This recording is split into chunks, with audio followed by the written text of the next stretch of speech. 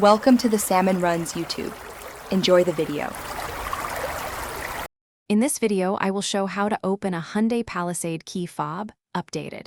Press the small latch near the key blade to release it, then slide the blade out fully. Locate the seam around the fob and insert a thin, flat tool into the notch. Twist gently while applying even pressure to separate the plastic halves.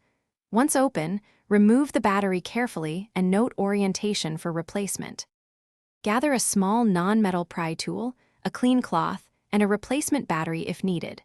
Clear a flat workspace and lay the cloth down to catch springs or clips. Handle the circuit board by its edges to avoid oils from your fingers. If the fob has corrosion, clean gently with isopropyl alcohol and a cotton swab. Reassemble only after inspecting seals for damage to maintain water resistance. If this walkthrough is helping you, please subscribe and like to support the channel. Quick recommendation: bento box make meal prep easy with these leak-proof containers, which also double as perfect organizers for screws and small parts during a fob repair. I find them great for keeping everything tidy and spill-free on the workbench. Check the description for the link and other deals. Now let's get back to the video. With the fob open, locate the coin cell battery and observe its positive and negative faces. Use a plastic tool to lift the battery out slowly, avoiding contact with the circuit board.